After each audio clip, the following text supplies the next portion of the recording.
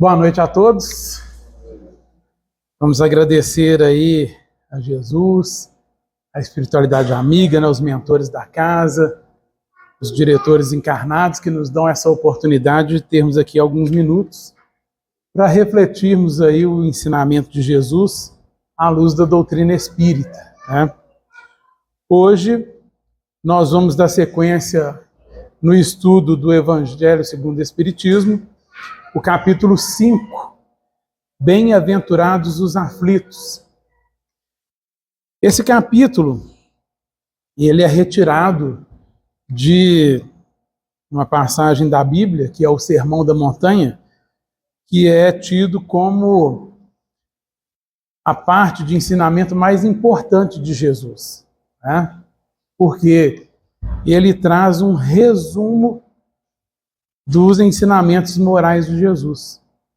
Então, tudo que é ensinamento moral de Jesus está resumido no Sermão da Montanha.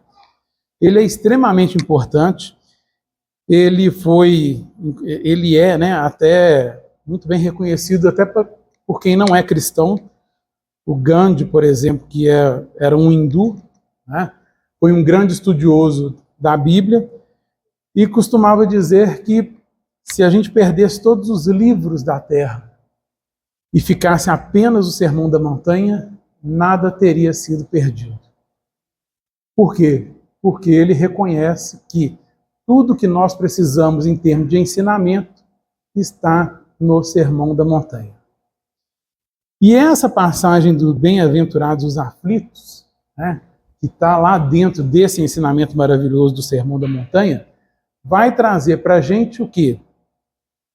Vai trazer para a gente uma confiança de que nós não estamos sozinhos. Vai trazer para a gente a certeza que nós temos um acompanhamento da divindade, principalmente nos momentos mais difíceis da nossa vida, né? E é muito importante que a gente tenha isso em mente, né? Que nós estamos sendo sempre muito bem amparados, principalmente agora, onde nós vivemos um período de transição planetária, onde nós vamos nos encontrar com muito ranger de dentes, né? Como foi dito por Jesus, nós precisamos estar fortes nessa visão de que não estamos desamparados.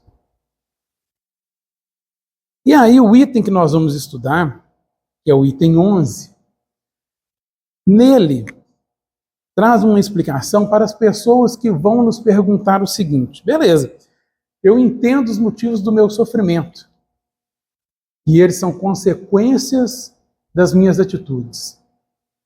Mas, como que eu tiro proveito dessas provações que eu preciso passar, se eu não sei quais são essas provações? Eu não sei por que eu sofro. Então, que proveito que eu vou tirar disso? É como se você colocasse uma criança de castigo sem ela saber o motivo pelo qual ela está de castigo. Então, esse é o argumento que algumas pessoas usam para questionar o esquecimento. Mas esse esquecimento, ele é aparente. E ele tem um motivo muito especial.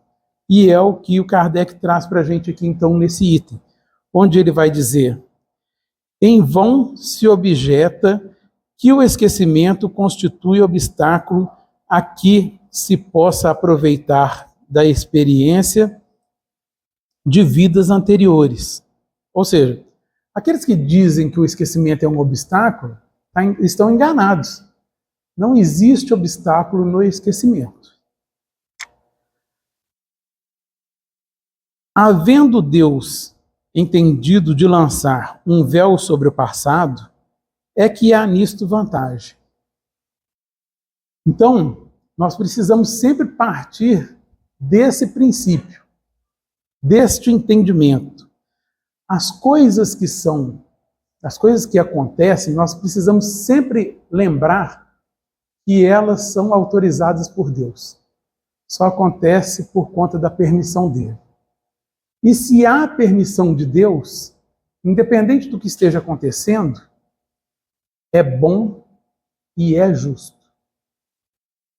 Porque Deus é soberanamente bom e justo. Se não for bom ou não for justo, não é Deus. Ou nós não estamos compreendendo o que está acontecendo com a gente. E é o que na maioria das vezes acontece, né? Porque a gente sabe que Deus existe, sabe que Deus é bom e justo. Então, se eu não estou conseguindo identificar justiça e bondade nos acontecimentos, eu não estou entendendo os acontecimentos realmente. E ele vai seguir aqui, então. Com efeito, a lembrança teria gravíssimos inconvenientes. Poderia, em certos casos, humilhar-nos singularmente, ou então exaltar-nos o orgulho e assim entravar o nosso livre-arbítrio. Em todas as circunstâncias, acarretaria inevitável perturbação nas relações sociais. Então, aqui já está a chave do esquecimento. Por quê? Imagina se nós fôssemos nos lembrar de tudo que nós fizemos no passado. Aí eu me lembro que eu sou o assassino das pessoas que estão dentro da minha casa. Do meu pai, da minha mãe, do meu irmão. Eu sou assassino deles na vida passada. E mais, se eu me recordo disso, eles também vão se recordar disso. Então eu estou dentro de um ambiente onde as pessoas sabem exatamente quem eu sou. Então eu posso me sentir extremamente humilhado dessas pessoas me receberem sabendo exatamente quem eu sou e resolverem me receber. Eu posso ter sido uma figura de destaque no mundo, posso ter sido um grande cientista, posso ter sido um grande artista. E aí, quando eu me lembro disso, eu posso desviar o foco daquilo que eu preciso fazer nessa vida para tentar buscar as glórias da vida passada. O orgulho vai me tirar do caminho. Então, se eu fui um grande cientista, eu vou começar a estudar, vou tentar descobrir novas coisas para impressionar a humanidade. Mas essa minha virtude nessa vida, ela está encostada, ela está desligada, porque não é isso que eu vim fazer aqui. Então eu vou estar perdendo tempo com uma coisa que não é para me fazer. Eu não vou voltar a ser um grande cientista nessa vida. Não é essa a minha missão. Então por isso que nós, que é uma bênção para nós, não nos lembrarmos das coisas do passado. E essa lembrança só tende a nos desviar, só tende a nos causar problemas sociais, quando a gente encontra com as pessoas e descobre quem as pessoas são e as pessoas descobrem quem nós somos verdadeiramente. E ele segue aqui. Frequentemente, o espírito renasce no mesmo meio em que já viveu, estabelecendo de novo relações com as mesmas pessoas, a fim de reparar o mal que lhe haja feito. Se reconhecesse nelas as que quem odiara, quiçá o ódio se lhe despertaria outra vez no íntimo. De todo modo, ele se sentiria humilhado em presença daqueles a quem houvesse ofendido. Então é justamente o que eu falei. Se você descobre quem são as pessoas que estão com você, se você sabe que as pessoas sabem quem você é um grande problema. E aí, gente, nós precisamos ir mais fundo. Porque às vezes a gente pensa que nós estamos aqui resgatando simplesmente um débito que eu tive na vida passada. Mas quantas encarnações nós já tivemos? Quantas coisas desacertadas nós já fizemos. Se nós voltarmos no tempo e começarmos a analisar como que se constituíam as sociedades, nós vamos ter uma ideia. Tá? Os povos mesoamericanos, né, da época pré-Colombo, os mais conhecidos deles são, por exemplo, os astecas, eles tinham o hábito de sacrificar as pessoas para apaziguar a ira dos deuses. Nas batalhas contra os inimigos, quando eles venciam, eles arrancavam o coração do inimigo e comiam o coração do inimigo, ainda pulsando, acreditando que aquilo ia trazer a força daquele inimigo para dentro dele. Quem são esses povos? Esses povos somos nós. Esses povos que fazem essas coisas somos nós. Os romanos tinham veja bem, os romanos tinham uma série de torturas, de forma de matar as pessoas. Inclusive, os romanos tinham grandes arenas onde eles colocavam as pessoas e soltavam as feras para serem devoradas pelas pessoas.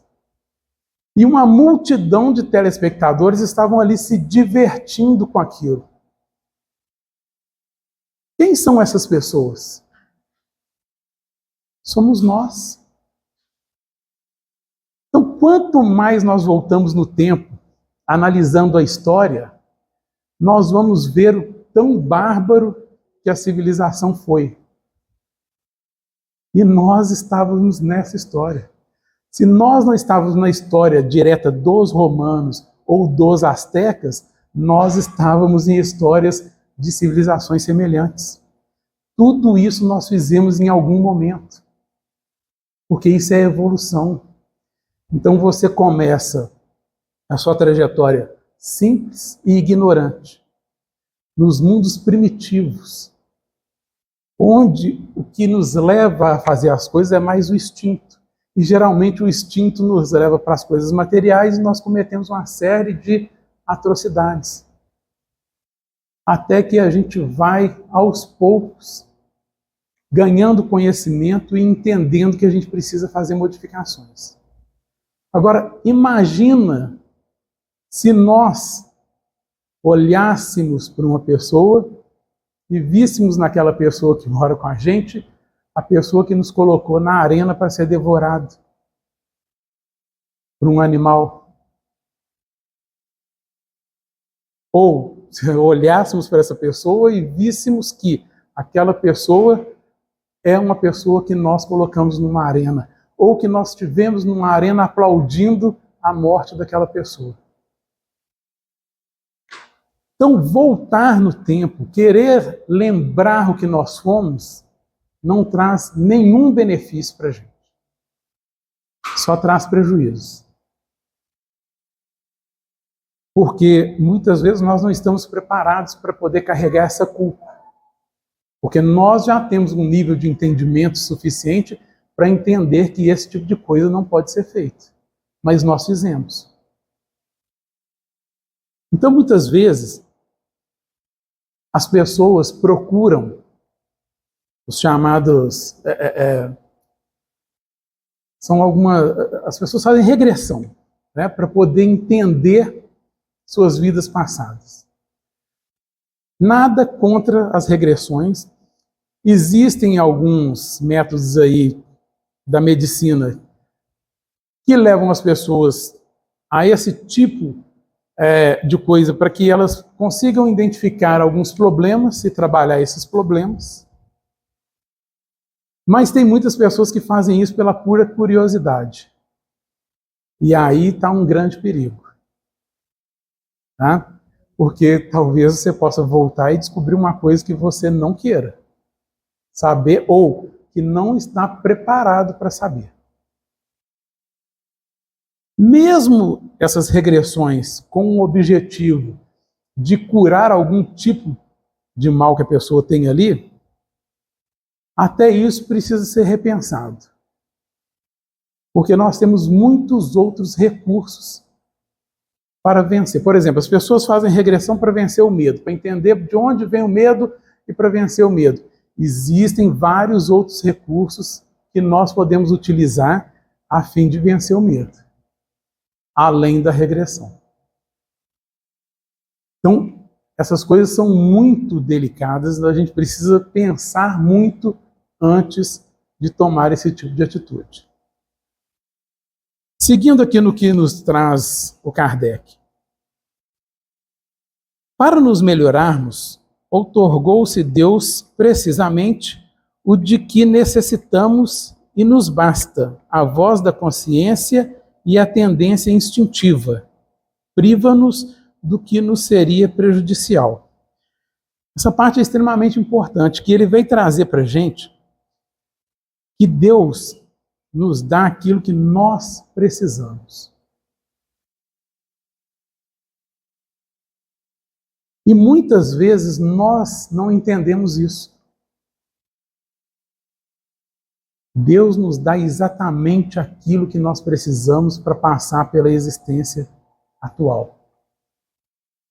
Nem mais, nem menos.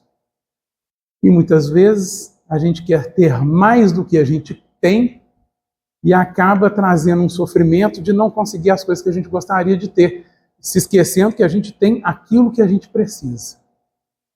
E nas nossas encarnações nós vamos conviver algumas vezes com a escassez dos recursos, outras vezes com a abundância. Às vezes na mesma vida. Tá? Às vezes tem abundância de emprego, às vezes tem escassez de emprego. Você vai passar um período desempregado. É necessário você passar por aquilo. Às vezes você passa por uma escassez de saúde. Em outros períodos você tem uma abundância de saúde. Tudo isso dentro das nossas necessidades.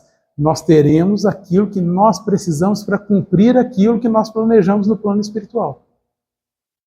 Então a gente não precisa ficar pedindo além daquilo que a gente tem. Nós teremos aquilo que nós precisamos. Gostaria de ganhar na Mega Sena e ficar melhorar? Gostaria. Todo mundo que não tem muito recurso financeiro gostaria.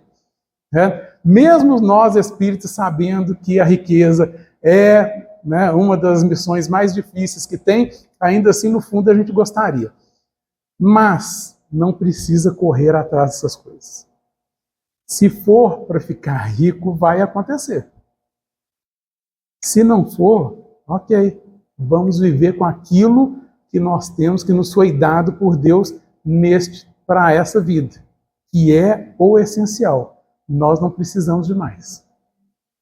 Tá? Correr atrás de mais é caçar problemas. E nós não precisamos, já temos bastante problemas para resolver, não precisamos de mais um. Não é? Ao nascer, traz o homem consigo o que adquiriu, nasce qual se fez, em cada existência. Tem um novo ponto de partida. Pouco lhe importa saber o que foi antes. Se se vê punido, é que praticou o mal. Suas atuais tendências más indicam o que lhe resta a corrigir em si próprio. E é nisso que deve concentrar toda a sua atenção, porquanto daquilo que se haja corrigido completamente, nenhum traço mais conservará. As boas resoluções que tomou são a voz da consciência, advertindo-o do que é bem e do que é mal, e dando-lhe forças para resistir às tentações. Aqui uma outra coisa que nós precisamos nos lembrar sempre. Nós viemos, como eu disse, com aquilo que nos é necessário. Mas a gente veio com uma outra coisa, que é extremamente importante e que está conosco no dia a dia, que é um espírito superior que nós costumamos chamar de anjo da guarda.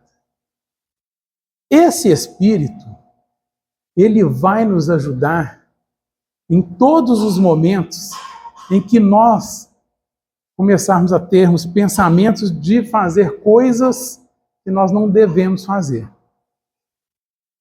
E muitas vezes a gente chama de voz da consciência, é a voz do anjo da guarda dizendo, não faça isso.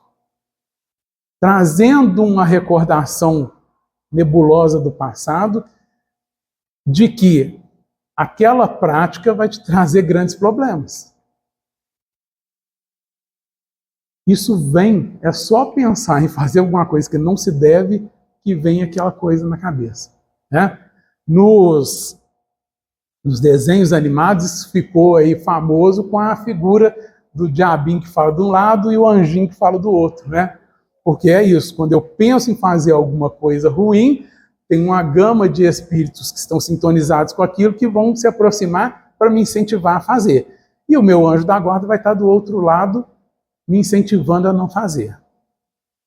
Só que ele só vai me incentivar. Ele não vai me proibir. Porque eu tenho livre-arbítrio.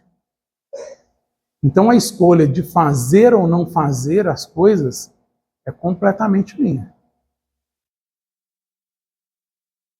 Então, se a gente parar e refletir um pouco antes de tomar atitudes, nós vamos ter uma visão do que a gente deve ou não deve fazer.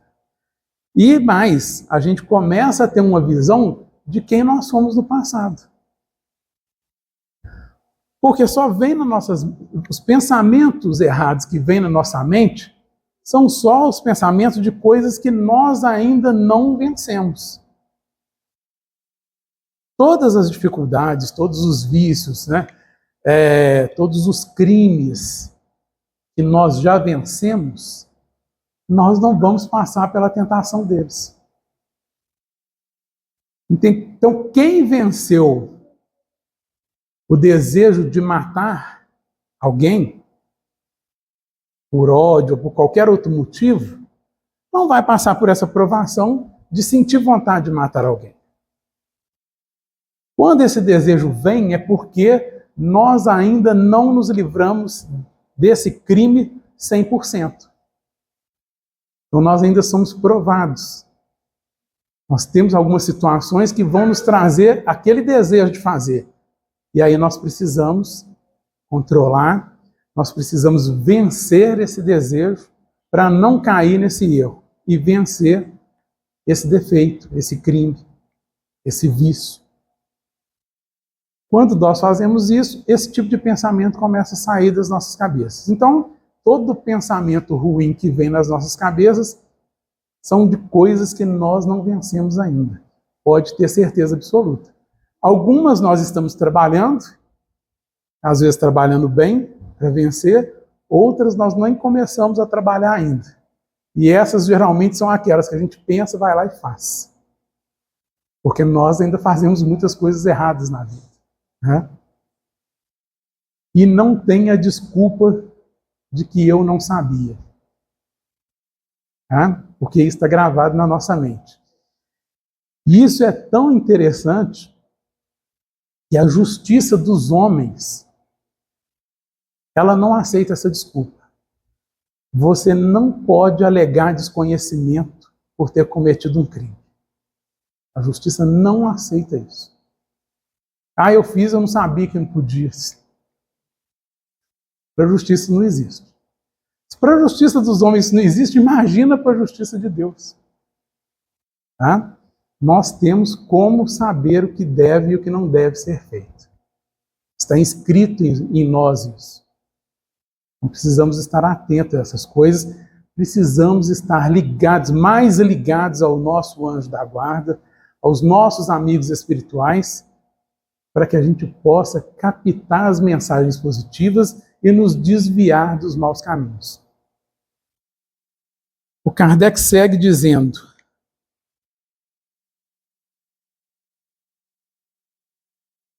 aliás, o esquecimento ocorre apenas durante a vida corpórea. Volvendo à vida espiritual, readquire o espírito a lembrança do passado. Nada mais há, portanto, do que uma interrupção temporária, semelhante àquela que se dá na vida terrestre durante o sono, a qual não obsta a que, se no dia seguinte nos recordemos do que tenhamos feito na véspera e nos dias precedentes. Então, a gente deita, dorme, no outro dia a gente levanta e lembra de tudo que nós fizemos no dia anterior e nos dias anteriores. A encarnação é assim. A gente pode esquecer temporariamente o que nós fizemos nas vidas passadas. Mas quando desencarnar, nós vamos nos lembrar de tudo. E por que nós vamos nos lembrar? Porque nós fizemos um planejamento de tudo que a gente precisava cumprir aqui.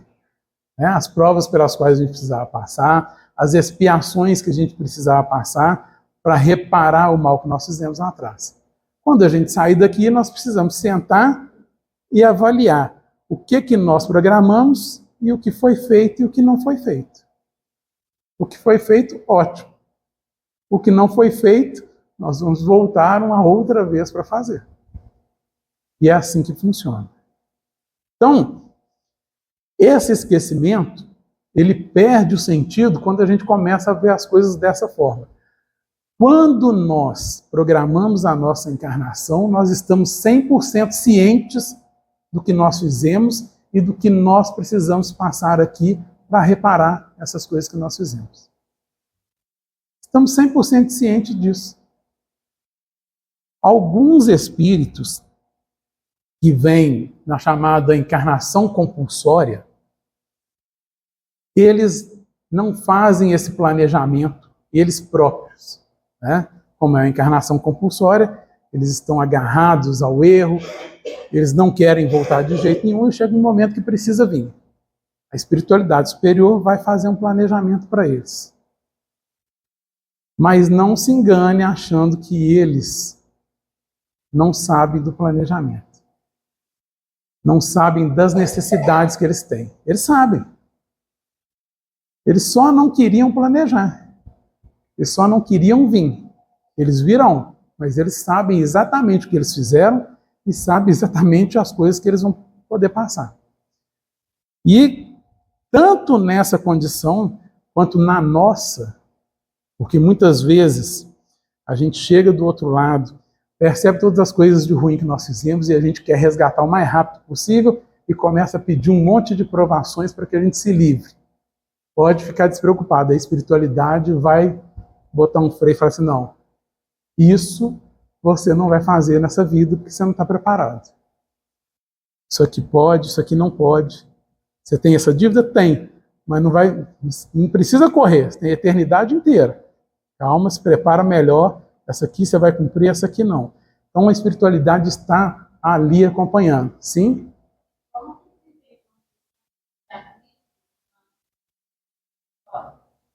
O livre-arbítrio na encarnação compulsória, ele funciona da seguinte maneira, como eu disse, o espírito, na verdade, ele sabe da necessidade que ele tem, das coisas que ele precisa passar, mas ele não quer vir, ele está endurecido, e por algumas circunstâncias, não é mais possível esperar a decisão dele de querer vir. Então ele é trago, porque uma coisa está acima de todas as outras na lei, que é a própria lei. Ou seja, o cumprimento da lei é a regra número 1. Todos precisamos cumprir a lei. E, se estivermos com dívidas com a lei, nós vamos ter que resgatar, querendo ou não. Se a gente vier porque entendeu e quer, ótimo, já é um passo. Um passo, porque precisa chegar aqui e cumprir realmente. Não se revoltar, essas coisas. Mas, se você não quiser, se você ficar batendo o pé, você vai vir de qualquer jeito. Porque essa lei vai se impor ao seu desejo. Porque Deus sabe que todos nós vamos evoluir. E em alguns momentos, você vai precisar de um empurrão extra. E o empurrão é esse, vai de qualquer jeito. Qualquer jeito entre aspas, tá? Ninguém vem de qualquer jeito. Mas vai sem querer. Não quer não? Você vai. Tá? Nesse caso aí, a lei se sobrepõe ao que seria o livre-arbítrio.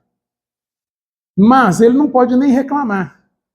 Porque para chegar nessa condição, imagina quantas oportunidades ele teve de poder voltar. Pensa assim, no momento de transição planetária, tá? Todos os espíritos que têm ligação com a Terra precisam de ter pelo menos uma última encarnação, uma última oportunidade para tentar seguir com a Terra para um mundo de regeneração. O espírito não quer vir de jeito nenhum? Ele não pode vir sem ter não pode seguir na Terra sem ter uma oportunidade. Tá? Mas também não seria justo simplesmente tirar ele dali e jogar ele em outro mundo que está num processo de entrada de provas e expiações. Então ele vai vir de qualquer jeito. Essa oportunidade é dada a ele e ele vai passar por ela. Se for bem sucedido, ótimo. Se não for, aí sim, está justificada a sua ida lá para o mundo de provas e expiações, ficar num outro mundo de provas e expiações. Né? O Kardec, então, vai finalizar dizendo o seguinte: e não é somente após a morte que o espírito recobra a lembrança do passado.